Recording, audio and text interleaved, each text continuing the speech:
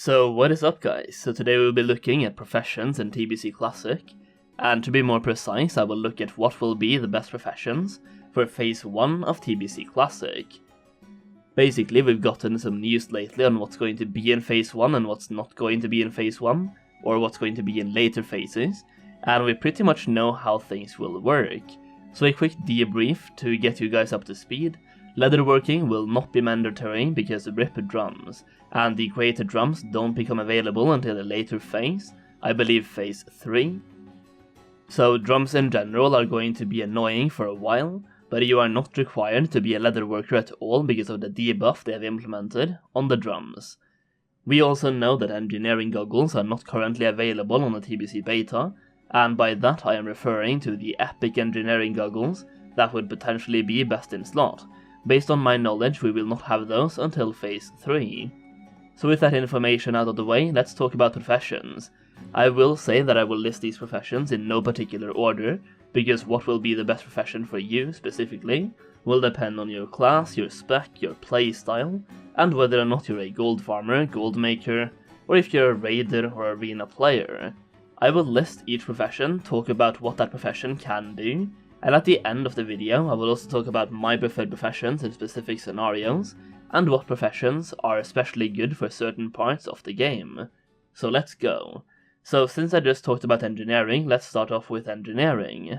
So I mentioned you won't be able to get any of the epic engineering goggles right off the bat in Phase 1, which might be off-putting to some people as those goggles are really strong and would make it an even easier choice for people who want to min-max, but for gold farmers you can still obtain the rare goggles to get the cloud locations on your minimap, if that's why you want the goggles. Engineering is also useful because of the repair bot you can bring to dungeons and raids, and you can use the new repair bot introduced in TBC, or even the old one from Blackrock Depths as well if you have that one. So let's bring this back to the cloud locations, and what I mean here is that as an engineer you can fly through Outland and find gas clouds, and by using the Sap Throttle Mote Extractor, you can extract motes from those gas clouds. Different Outland zones will give you different motes, so you can target farm-specific motes, and even though I do suspect this will be quite heavily farmed, because motes and primals are really lucrative, I think you will be able to make a lot of gold by using this method. You also get a teleporter, so you can easily teleport between several zones, just in case you want to farm in 2 separate zones, so you can for example clean out one zone, teleport to the next, and then heartstone back. As a goblin engineer you will get a teleporter to area 52 in Netherstorm, and if you're a gnomish engineer you will get a teleporter to Toshli's station in Blade's Edge Mountains. You can also make scopes for ranged weapons, and you can make some weapons, and you can also still make consumables such as grenades and utility consumes. Some of these consumables and grenades can be really useful in specific scenarios, and the gas cloud farming is a fun way to make engineering even more useful. Next up, let's talk about tailoring. Tailoring is a profession a lot of casters and healers will opt to go for in the Burning Crusade because it brings with it some really good item sets that are bound on equip, and also requires tailoring to use. Additionally, you have several recipes for tailoring that are also very useful, like the Spell Strike set that is bound on equip and does not require tailoring to use, but if you are a tailor you don't have to pay someone to make it for you, plus having tailoring increases the efficiency of the set itself because it has a set bonus that is only available if you have tailoring. There is another item set for healers called the White Mend, which the set bonus itself increases your healing by up to 10% of your intellect, and once again it's only available to tailors. Long story short here is that as any cloth wearer that cares about min-maxing, you will want to go tailoring, and there's a good reason for it. Tailors can also make specific leg enchants through their spell threads that benefit healers and casters, and that will make tailors some steady gold throughout the expansion, and some recipes have an incredibly low drop rate from specific bosses, so obtaining rare recipes and charging a fee to craft specific items could also be fairly lucrative. Tailors can also make semi-passive gold from crafting different types of cloth on cooldown, such as spell cloth and other cloth. Before we go any further, I have an announcement to make, and I'm actually super excited about this one. So let's talk about leveling in Classic WoW and Classic TBC, since we are about to get a TBC pre-patch, and I think a lot of people are either leveling a character right now, or maybe you're planning to level a bit in TBC pre-patch. Well, that's where today's announcement comes in. I am now partnered with Rested XP, which is a brand new leveling guide for Classic WoW, and Classic TBC as well, that just launched their website a couple of days ago. The guide itself will be available on May 17, so just in time for the TBC pre-patch, and you can order the guide for it right now through the pre-order. Additionally, when the guide comes out, you can test it out from level 1 to 30 for free, then pay for the remaining levels of the guide if you enjoy it, because we really do believe in the quality of the guide itself, and we want you to experience it for yourself. This guide is made by quality speedrunners such as the solo world record holders for mages, paladins and hunters when it comes to speed leveling from 1 to 60, and to name a couple of people working on this, we have Tommy Salami, who holds the mage and paladin world record, we have Tactics, who holds the warrior world record for speed leveling, and we have Sarand, who holds the hunter world record for speed leveling 1 to 60, who did so in 3 days, 5 hours, and that was a deathless run as well, meaning he didn't even die once. You also have the main man himself, Cargos, who is also working on this project.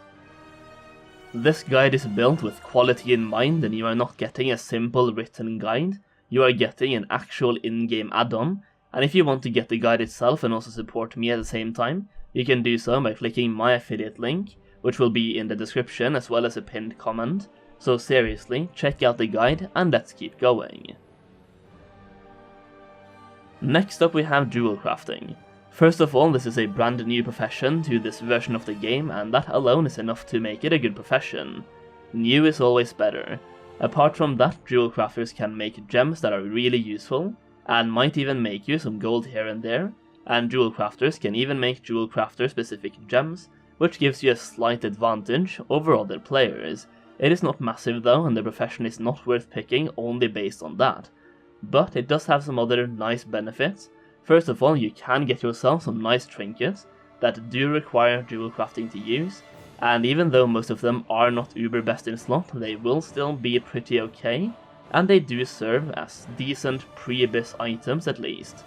This includes the Knight's Eye Panther trinket for attack power classes, the Living Ruby Serpent for casters and healers, and Fellsteel Boar, which increases your attack power, and summons a boar. You also have a tank trinket that might be handy, and increases your defense rating by 32, and gives you some unused dodge rating, and that is the Dawnstone Crab. As a Jewelcrafter, you also have access to crafting some really useful necklaces, but keep in mind you do not have to be a Jewelcrafter to use them. These trinkets have incredibly useful on-use effects that benefits all of your party members, and in many scenarios, it is worth taking a little bit of a personal DPS loss to increase your party's damage, and instead of listing every single threaded trinket, I will just throw them on the screen.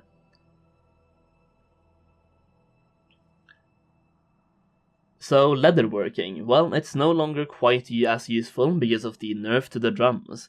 The way this used to work was that as long as 4 out of the 5 people in a group had leatherworking, you could chain these drums back to back and keep a 100% uptime on the drum effect, but Blizzard has now included a tinnitus debuff, which prevents you from getting effect from any subsequent drum use for 2 minutes after benefiting from the use of a drum effect, which is definitely a good change, but it does make leatherworking a little bit less useful. Leatherworkers do however have some quite interesting and useful leatherworking specific gear sets, such as the Nether Strike set, as well as the Primal Strike set, and even the Ebon Nether Scale set as well. These gear sets can be quite strong, but they are also quite expensive to make, and some of them do get replaced pretty early, so it's a huge investment, some for potential pre-abyss items. Some of them do give quite a bit of attack power, but based on my brief research on class-specific best-in-slot items, there are a lot of early raid items that outperform them because they do give a lot of attack power as well, plus they give you hit rating and crit rating as well. Leatherworkers can also make some gold through selling leg enchants that require reputation in order to obtain the pattern for, and they can also craft some blue item sets that can be relevant to early levelers in TBC. Blacksmithing is an incredibly useful profession in TBC, because TBC itself builds upon the importance of professions. And for blacksmith, this means they will have access to even heftier weapons than in Classic WoW, and you will see a lot of pre-raid best in slot items as well as just in general best in slot items from blacksmithing. Many of these weapons are just incredibly strong, and some have special stats that either increase your haste by a ton, like for example Dragon Maw, and you even get access to specific armor pieces as well, if you choose to be an armor smith, and even these have special on-use effects, some of which function like a paladin bubble. Blacksmithing has insane potential, and different classes will definitely want to at least consider blacksmithing, and for example Dragon Maw can be insanely strong for Fury Warriors and combat rogues, as well as many of the two-handed weapons being good for both warriors and ret paladins. Enchanting gets a new profession bonus in TBC, and that is the fact that you can start enchanting your rings in TBC. This used to be a fun little minigame on servers that shall not be named, where people will skill up enchanting, enchant their rings, then drop enchanting for something else, but now Blizzard has added a enchanting requirement to benefit from the enchant itself, so if you are going with enchanting, you need to stick with enchanting for that benefit. Enchanting is, and always has been, and always will be, a useful profession for raiders, and if you can go out of your way to obtain rare recipes, you can usually charge a nice fee for enchanting people's items with those enchants. Alchemy is pretty much the same old profession, as you will be able to craft flasks and potions, as well as transmute different materials on a cooldown to make some passive gold. You also get some nice alchemist stones in TBC that will increase your attack power and defense rating, healing or spell damage based on which stone you craft, and you will also get a 40% increased effect from healing and mana potions, which might actually be quite handy in specific types of content. For example, if mage boosting becomes a thing, getting more mana back from mana potions in mana intensive boosts will be quite handy, as well as paladin AoE farming where potions are actually quite relevant. Having one of these trinkets could be quite handy. I chose to only cover the crafting professions in this video because mining and herbalism and skinning doesn't really need too much coverage, and I've already made videos on those professions anyway. So with that being said, which professions would I pick?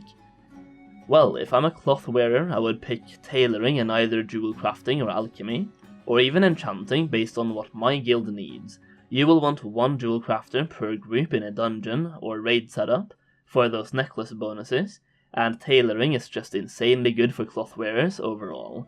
If I was a rogue, I would probably pick leatherworking and blacksmithing for access to those pre-abyss armor pieces, as well as actually best in slot weapons, and as a warrior I would pick blacksmithing and enchanting. As a gold maker I would pick tailoring and alchemy for those cooldown crafts, and as a gold farmer I would pick any combination of herbalism, mining, skinning, and engineering. And I think that's pretty much it for the video guys, a overview of all of the professions, and which ones will be the best for Phase 1 of TBC Classic. Hopefully you guys enjoyed the video, and if you did, make sure you hit that like button down below for the YouTube algorithm, and let me know in the comments down below which professions you are going with, and subscribe to the channel for more TBC content. Thank you so much for watching, and I'll see you again very soon.